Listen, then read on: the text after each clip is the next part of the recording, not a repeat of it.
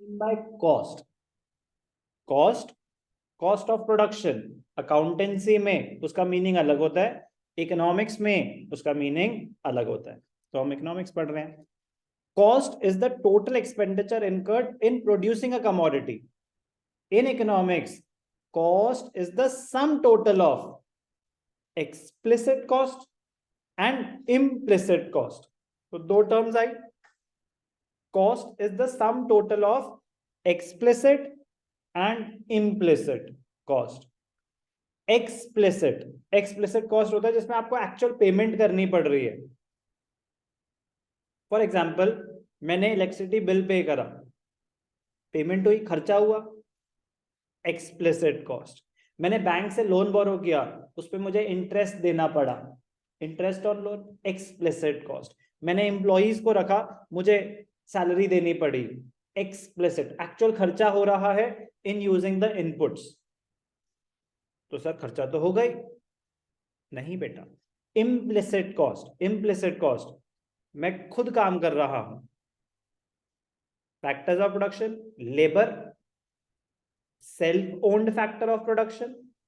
क्या मैं अपने आप को कोई सैलरी दे रहा हूंगा? नो, जो प्रॉफिट है वो तो मेरा ही है। तो estimated value of my labour services, क्या किसी को एक्चुअल पेमेंट हो रही है? नहीं, तो उसकी इम्प्लिसिट कॉस्ट कैलकुलेट। लेकिन भाई साहब, आपकी कोई तो अपॉर्चुनिटी कॉस्ट होगी, आप यहाँ पे टाइम डिवोट कर रहे हो, तो उस टाइम की क्या वैल्यू है कैलकुलेट तो करना पड़ेगा। वरना तो सोचो, जस्ट इमेजिन, जस्ट इमेजिन, मैं कह रहा हूँ चलो मेरे बिजनेस की बात करते हैं, कुछ नहीं है, एक ही यही रूम है, ठीक है ना, मेरा अपना रूम है, तो क्या मैं किसी को रेंट दूंगा? जीरो हो गया रेंट का खर्चा। मेरे अपने पैसे लगे हुए हैं, तो क्या मैं कोई इंटरेस्ट पे करूंगा? तो जीरो हो गया इंटरेस्ट का खर्चा। मैं खुद ही काम करता हूँ सारे के सारे, कोई एम्प्लॉय नहीं है, तो लेबर की कोई सैलरी होगी क्या? नहीं है। तो लैंड मेरी, लेबर मेरी, कैपिटल मेरी, मेरा बिजनेस एंटरप्रेन्योर भी मैं ही खुद। तो फिर तो जितने भी पैसे आए, फॉर एग्जाम्पल रेवेन्यू आया 1 लाख रुपीज, तो खर्चे क्या होंगे? बिजली का बिल मान लेते हैं 2,000 रुपए, टेलीफोन का बिल मान लेते हैं 1,000 रुपए, और तो कुछ खर्चा बचा ही नहीं। स्टेशनरी का बिल मान लेते हैं 2,000 रुपए, 5,000 रुपए खर्चे, मतलब 95,000 प्रॉफिट। तो क्या वो करेक्ट है? करेक्ट है कि नहीं है? कह इनकरेक्ट है। क्यों इनकरेक्ट है? कह एक बात बताओ सर, आपकी लैंड तो यूज हुई है, तो उसकी एस्टिमेटेड, अगर आप ये लैंड यहाँ यूज नहीं करते, आप किसी को रेंट पे भी तो दे सकते थे, क्या पता 10,000 रुपए रेंट मिलता। तो उस फैक्टर ऑफ प्रोडक्शन की अपनी कोई अपॉर्चुनिटी कॉस्ट तो होगी, क्योंकि अगर आप उसको कहीं और यूज कर रहे हो, तो आप कुछ ना कुछ सैक्रिफाइस कर रहे हो। हर एक चीज की एक अपॉर्चुनिटी कॉस्ट होती है। अब अगर मैं नहीं पढ़ा रहा, मैं नहीं पढ़ा रहा, मेरे पास टाइम नहीं है, मैंने एम्प्लॉई रख दिया, मैं उसको अगर 50,000 सैलरी दे रहा हूँ, तो एकदम से प्रॉफिट चेंज हो गए, एकदम से प्रॉफिट चेंज हो गए। कह रहे लेकिन सर खर्चा तभी होगा ना जब आप एम्प्लॉय रखोगे। मैंने कहा जो मैं काम कर रहा हूं उसकी वैल्यू, आपने बिजली का बिल ले लिया, टेलीफोन का बिल ले लिया, स्टेशनरी के एक्सपेंसेस ले लिया, जो मैंने एफर्ट डाले उसकी तो कॉस्ट ही नहीं ली आपने, उसकी तो कॉस्ट कंसिडर ही नहीं करी, वो भी तो कॉस्ट है। तो कह रहे फिर तो इनकम्प्लीट है आपका, जो रिलायबल नहीं है आपके प्रॉफिट्स अगर 95,000, तो ट्रू एंड फेयर नहीं कहेंगे उसे।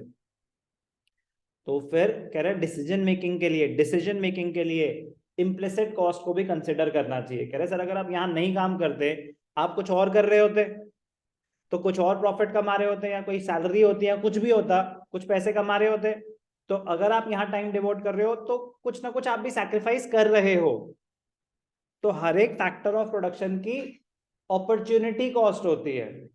पॉइंट, कॉस्ट के दो कंपोनेंट्स होते हैं, एक एक्सप्लिसिट कॉस्ट जो आप एक्चुअल पेमेंट कर रहे हैं for hiring factors of production और buying factors of production, payment हो रही है। और दूसरा implicit cost, it is the estimated value of self own factors of production. तो अगर आप लैंड अपनी यूज कर रहे हो, तो उसका एस्टिमेटेड रेंट आपको लेना पड़ेगा। व्हाइल कैलकुलेटिंग टोटल कॉस्ट, क्योंकि उसकी इम्प्लिसिट वैल्यू है। बात समझ आई? अगर आप अपनी सर्विसेज खुद यूज कर रहे हो तो आपको अपनी एस्टिमेटेड कॉस्ट, लेबर कॉस्ट, आपकी अपॉर्चुनिटी कॉस्ट लेनी पड़ेगी। तो in economics cost is the sum total of explicit जो आप एक्चुअल पेमेंट कर रहे हो plus implicit, implicit is the estimated value of self owned factors of production. क्यों ले रहे हैं? क्योंकि उनकी वैल्यू है, उनकी भी तो अपॉर्चुनिटी कॉस्ट है, तब जाके आपको पता चलेगा कि आपका एक्चुअल प्रॉफिट हुआ कि नहीं हुआ। अगर आप इम्प्लिसिट कॉस्ट को कंसिडर ही नहीं कर रहे, अब सोचो कि मैंने फॉर एग्जांपल यहाँ पे 10 लाख रुपीस इन्वेस्ट हुए, मैंने बैंक से लोन नहीं लिया, अपने ही डाल दिए, तो इंटरेस्ट ऑन लोन 0, लेकिन मेरा पैसा तो ब्लॉक हो गया। वो बैंक में मैं अगर एफडी करा देता तो कुछ तो कमाता उन पैसों से, तो उसकी कुछ तो कॉस्ट होगी। तो कह रहा है that should be taken into consideration, उसी को तो इम्प्लिसिट कॉस्ट कहते हैं। लेकिन मैंने किसी को इंटरेस्ट थोड़ी ना देना है, कह रहे इंटरेस्ट देना नहीं है, बट डिसीजन मेकिंग के लिए कि आप एक्चुअली प्रॉफिट जनरेट कर रहे हैं कि नहीं कर रहे। अब आप सोचो, ध्यान से सुनना, एक बड़ा मजेदार एग्जांपल। आप एक रेस्टोरेंट चला रहे हो, ठीक है ना, प्रॉपर्टी रेंटेड है, रेंट है वहां का 2 लाख रुपए पर मंथ, ठीक है ना? ज्यादा है, कम करें अरे दिल्ली में 5-5 लाख 10-10 लाख दे, 2 लाख रुपए पर मंथ रेंट, ठीक है। अब आपका मंथली प्रॉफिट होता है, प्रॉफिट मतलब रेवेन्यू जनरेट होता है 5 लाख रुपए। मान लेते हैं कोई और खर्चा नहीं है, कोई और खर्चा नहीं है, 5 लाख रुपए आपका रेवेन्यू जनरेट होता है, 2 लाख रुपए आपके रेंट में ही चले जाते हैं। तो कितना प्रॉफिट हुआ? 3 लाख, यस और नो?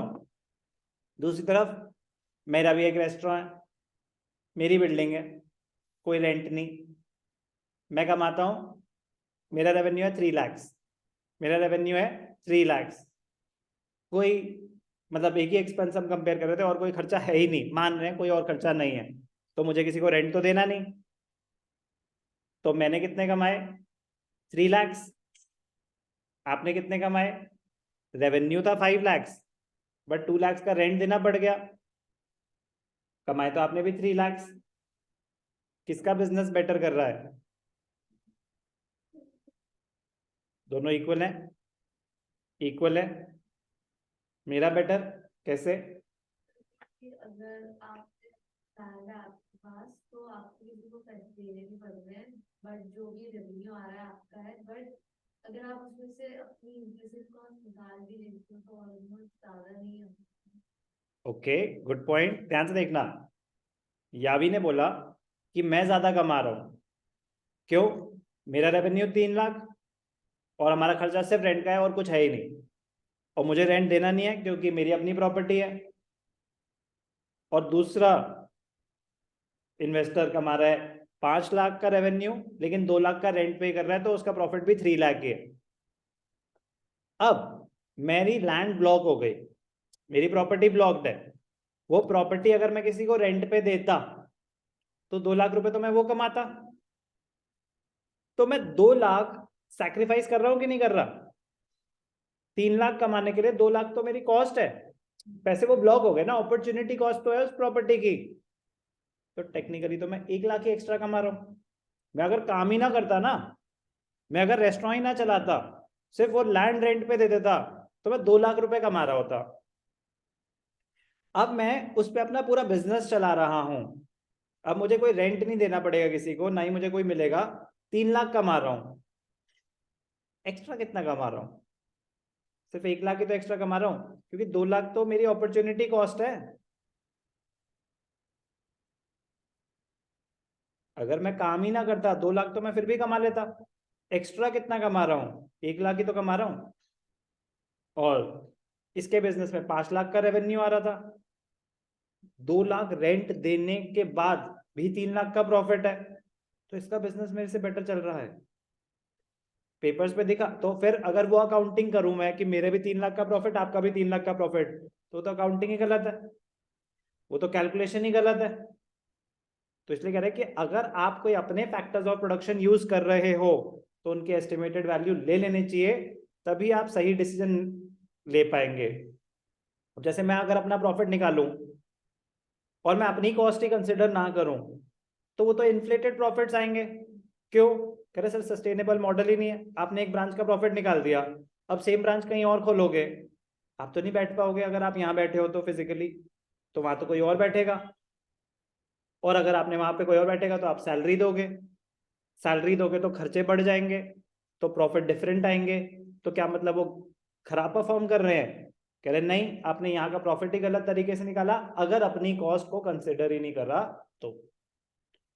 तो इम्प्लिसिट कॉस्ट को लोगे तभी आपके ट्रू एंड फेयर पिक्चर आएगी, तभी डिसीजन मेकिंग हो पाएगी आपकी करेक्ट।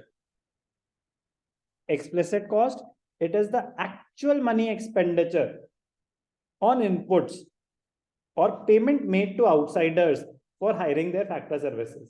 तो जो आप एक्चुअल खर्चा कर रहे हो, that is the explicit cost. तो salaries to employees, rent paid for hired premises, payment for raw materials, or interest on bank loans. Implicit cost, it is the estimated value, क्योंकि आप पैसे तो दे नहीं रहे किसी को, तो estimated value of the inputs supplied by the owners, including normal profit, including normal profit. So normal profit is the opportunity cost. Features of perfect competition, a firm in the long run earns only normal profits. तब आपको बताया था कि normal profit का मतलब होता है कि आप अपनी अपॉर्चुनिटी कॉस्ट रिकवर कर पा रहे हो, तो आप किसी नुकसान पे नहीं। तो it is the estimated value, it is the estimated value of the input supplied by the owners including normal profit. तो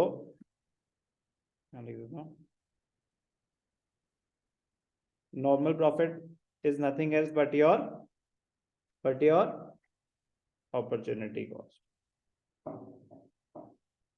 कह रहे अगर मैं ट्यूशन नहीं पढ़ा रहा होता तो मैं जॉब कर रहा होता, उसमें मैं कमाता एग्जाम्पल 2 लाख रुपीज, तो 2 लाख रुपीज तो हो गई मेरी अपॉर्चुनिटी कॉस्ट। उतने अगर अर्न कर रहा हूं तो नॉर्मल प्रॉफिट्स है, उससे ज्यादा कमा रहा हूं तो अब नॉर्मल प्रॉफिट्स है, उससे कम कमा रहा हूं तो फिर मैं लॉस पे हूं, फिर रॉन्ग डिसीजन हो गई इकोनॉमिकली। बात समझ आए? implicit cost, for example now interest on own capital. So interest on capital is the money invested by the owner, capital is the money invested, मेरा अपना जो पैसा लगा हुआ है बिजनेस में वो कैपिटल है, उसका जो इंटरेस्ट है, इंटरेस्ट ऑन कैपिटल, वो मैंने क्या किसी बाहर वाले को देना है, तो वो एक एस्टिमेटेड वैल्यू है, इम्प्लिसिट कॉस्ट है। Estimated rent of own land, अगर मेरी प्रॉपर्टी अपनी है तो क्या मैंने किसी को रेंट देना है, तो वो एक इम्प्लिसिट कॉस्ट है। Imputed salary for the services of the entrepreneur, मैं खुद यहाँ पे बैठ के पढ़ा रहा हूँ, तो सैलरी दे रहे हो क्या अपने आप को? नहीं दे रहा, तो उसकी एस्टिमेटेड वैल्यू तो कोई होगी, तो वो एक इम्प्लिसिट कॉस्ट है। Such costs are the cost of self-supplied factors.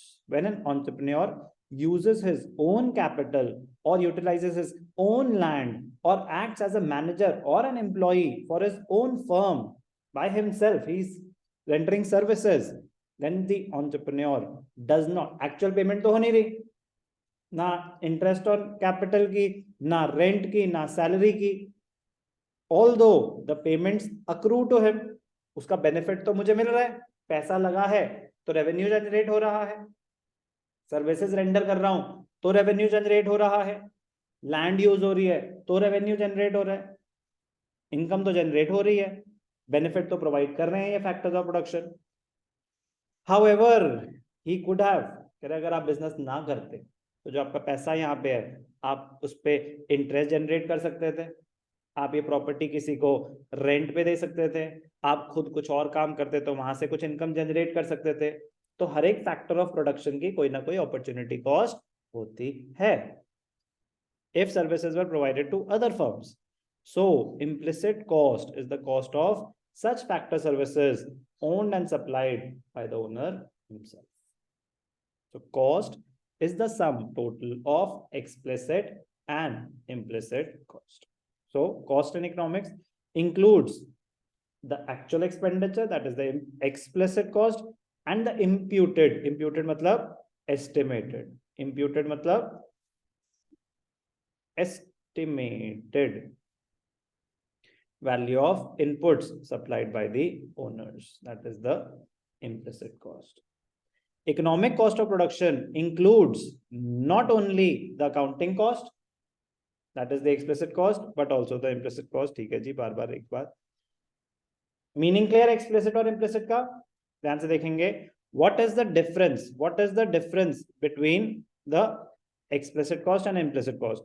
Explicit cost, it is the payment made to outsiders. Implicit cost of self-supplied factors. Money payment, क्या पैसा इन्वॉल्व होता है एक्सप्लिसिट में? Yes, it involves actual money payment. Implicit cost में no, there is no money payment. Implicit तो self, और मैं rent क्या अपनी प्रॉपर्टी में किसको रेंट दूंगा? अपने पैसे पे किसको इंटरेस्ट दूंगा? अपने आप को सैलरी थोड़ी ना दूंगा, प्रॉफिट ही मेरा है सारा. तो no money payment is involved in implicit cost. तो हम उसको एस्टिमेटेड वैल्यू लेते हैं कैलकुलेशन पर्पस के लिए. एग्जाम्पल एक्सप्लिसिट, आपने एम्प्लॉय रखा, उसको सैलरीज या वेजेस दी. आपने लैंड रेंट पे ली, उस पर रेंट पे किया. आपने बैंक से लोन लिया, उस पर इंटरेस्ट पे करा. इम्प्लिसिट ऑपोजिट ले लो, आपने खुद सर्विसेज रेंडर करी अपने बिजनेस में. इम्प्लिसिट, आपने खुद अपना कैपिटल इन्वेस्ट किया बिजनेस में, तो interest on capital is implicit. अपनी प्रॉपर्टी यूज करी तो रेंट नहीं देना, तो rent of own property is an implicit cost. Meaning and difference clear? कोई भी डाउट? इंपॉर्टेंट है, ढंग से करेंगे. कह रहे वो सब तो ठीक है, मेजर कैसे करें? जब पेमेंट, जहां पेमेंट हो रही है वहां तो दिख रहा है कि आपने कितनी सैलरी दी, दिख गई एंट्री, तो वो तो कैलकुलेट करना इजी है. इम्प्लिसिट कॉस्ट कैसे कैलकुलेट करें? Implicit cost is measured by determining the value of self supplied factors in terms of their market price. For example ये लैंड है, कह रहे अब इसका क्या ले हम? कह रहे भाई जो मार्केट में रेंट चल रहा है वो इम्प्लिसिट कॉस्ट हो गई इसकी. यस और नो? जो टीचर की सैलरी चल रही है वो इम्प्लिसिट कॉस्ट हो गई आपकी सर्विसेज की. जो बैंक का रेट ऑफ इंटरेस्ट चल रहा है वो इम्प्लिसिट कॉस्ट हो गई आपकी इंटरेस्ट की, प्लस योर अपॉर्चुनिटी कॉस्ट अगर कुछ है तो इसके अलावा. क्योंकि एक तो क्या रेट चल रहा है, क्योंकि अपनी सर्विसेज की मार्केट रेट नहीं निकलता ना. आपकी सर्विसेज कैपिटल का निकल जाएगा मार्केट रेट, कि जो रेट ऑफ इंटरेस्ट बैंक से अगर लोन लेते तो क्या होता. प्रॉपर्टी का निकल जाएगा मार्केट रेट, रेंट पे लेते बिल्डिंग तो क्या होता, रेंट तो पता लगना इजी है ना. आप अगर कुछ और कर रहे होते, वो तो हर एक इंसान का अलग अलग हो सकता है, तो वो अपॉर्चुनिटी कॉस्ट, नॉर्मल प्रॉफिट भी, तो इसलिए कहना है implicit cost includes normal profit also. अरे ये मेरी अपॉर्चुनिटी कॉस्ट है, उसको भी कंसिडर किया जाएगा. तो for example if the doctor has open a clinic at his home, अपने घर में ही क्लिनिक खोल के बैठा है, तो खुद ही चला रहा है, then imputed value of salary for his services will be included. Value of salary will be calculated on the basis of salary that he would have received if he is employed somewhere else. तो उसकी opportunity cost आ गई ना. कह रहा अगर आप clinic run ना करते, कहीं पे आप जॉब करते, किसी हॉस्पिटल में अगर आप होते, तो कितने पैसे कमा रहे होते, तो वो गई आपकी अपॉर्चुनिटी कॉस्ट. लैंड की निकालनी बहुत ईजी है, कि अगर ये एरिया हम रेंट पे लेते या ये एरिया हम किसी को रेंट पे दे देते, तो वो उसकी अपॉर्चुनिटी कॉस्ट है. तो इंपॉर्टेंट टर्म है अपॉर्चुनिटी कॉस्ट. इम्प्लिसिट कॉस्ट इस पे बेस्ड है. एक्सप्लिसिट में तो एक्चुअल खर्चा हो रहा है ना. अपॉर्चुनिटी कॉस्ट पहले भी कर चुके हैं first chapter. It is the cost of next best alternative forgone. Example option A, option B, option C. Option A है कि मैं बन जाता हूं स्कूल टीचर. ऑप्शन बी है मैं कर लेता हूं जॉब. और ऑप्शन सी है कि मैं खोलता हूं ट्यूशन सेंटर. अगर मैं स्कूल टीचर बनता, एग्जाम्पल एस्टिमेटेड वैल्यूज हैं 75,000 पर मंथ. अगर मैं जॉब करता तो 1,50,000 पर मंथ.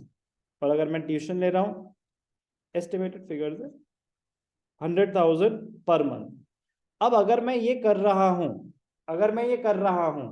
तो इसके अपॉर्चुनिटी कॉस्ट क्या है? Cost of next best alternative forgone. तो अमंग द अवेलेबल ऑप्शंस जो बेस्ट है,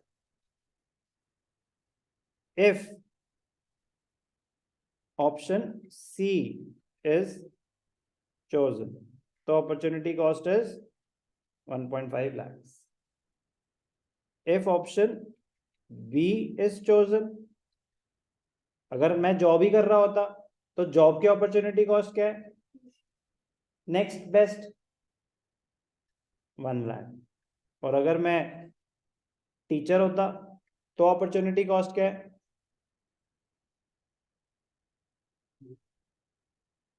रितिका, अगर मैं स्कूल टीचर होता तो अमंग द अवेलेबल ऑप्शंस जो बेस्ट है वो होता है opportunity cost. Sir next best, next best का मतलब होता है जो आपने चूज कर लिया वो तो ठीक है, अब नेक्स्ट बेस्ट कौन सा है?